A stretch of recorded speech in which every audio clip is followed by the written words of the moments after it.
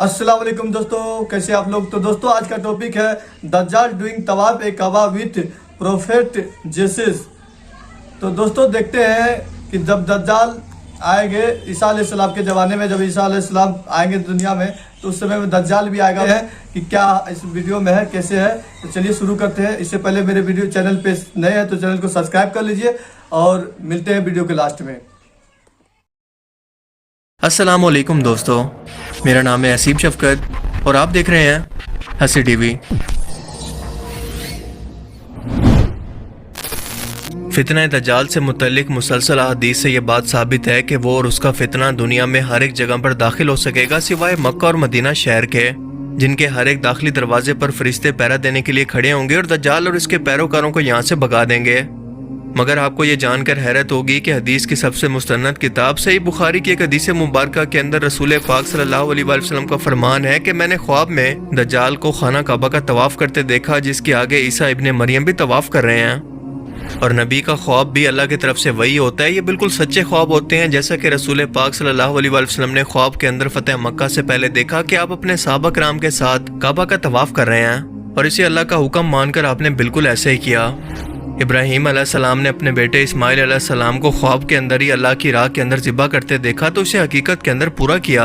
यानी नबियों के ख्वाब कभी झूठे नहीं होते, वो जो कुछ भी देखते हैं वो हकीकत के अंदर ज़रूर होता है, क्योंकि वो अल्लाह की तरफ से वही होती है।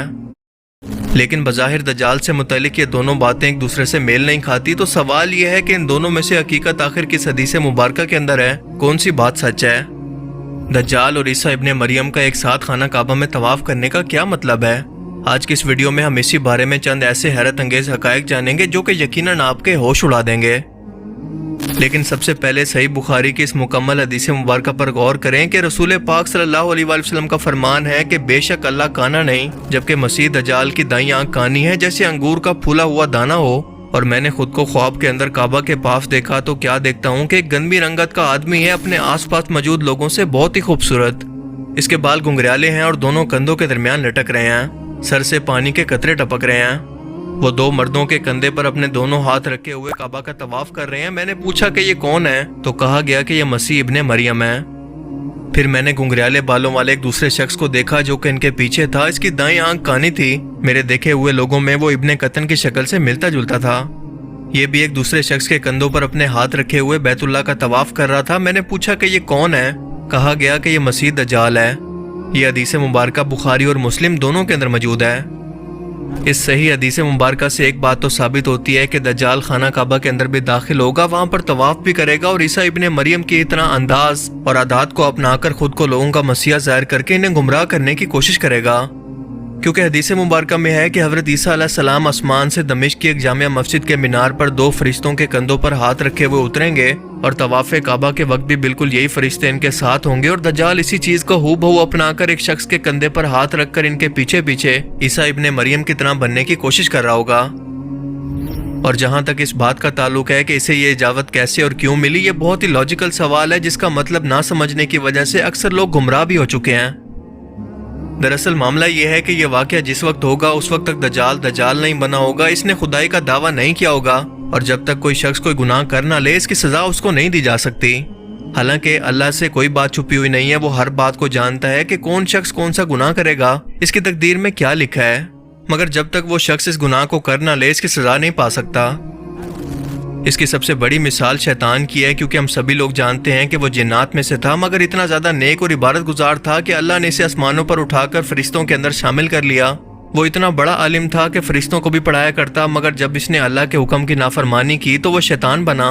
उसे उसी वक्त ये सजा देकर वहां से धुतकार दिया गया। हालांकि अल्लाह पाक ये बात पहले से जानते थे कि वो ये गुनाह करेगा, वो अल्लाह की नाफरमानी करेगा, लेकिन अल्लाह ने फिर भी ये जानने के बावजूद भी ये गुनाह करने से पहले उसे कोई सजा नहीं दी।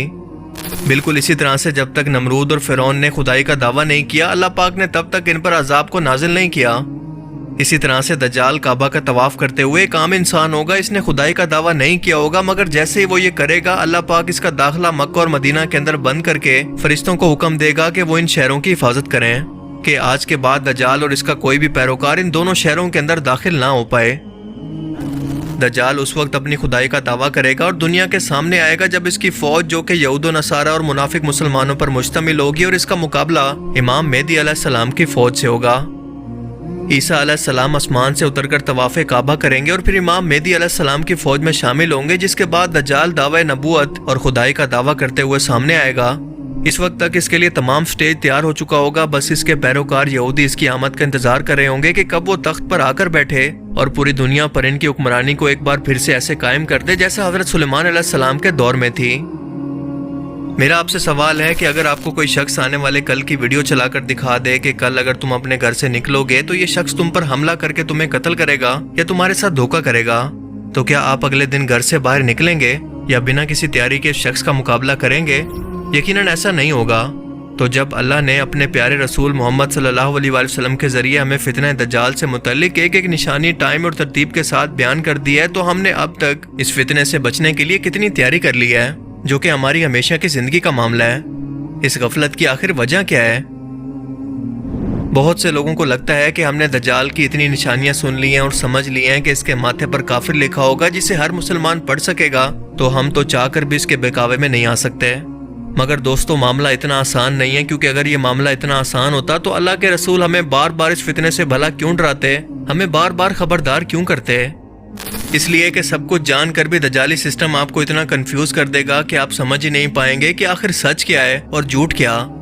वो काफ फे रे यानी काफिर की अलग अलग तावीलें आपको निकाल कर देगा, और इसकी अगर आप जिंदा मिसाल आज के टाइम के अंदर देखना चाहें तो अपने आस पास ही नजर दौड़ाएं और देखें कि जो शख्स भी दलील के साथ अल्लाह और इसके रसूल की बात करता है, सच को लोगों तक पहुंचाता है, लेकिन इसके बावजूद भी पूरे इंडिया, पाकिस्तान और सब कॉन्टिनेंट के आलिम दीन इसे फितना और काफिर कहकर इसके पीछे क्यों पड़ जाते हैं। और बेचारे सादा लोग जिन्होंने खुद से कभी दीन को पढ़ा ही नहीं है, ऐसे सो कॉल्ड आलिम दीन की बातों के अंदर कितनी आसानी से आ जाते हैं।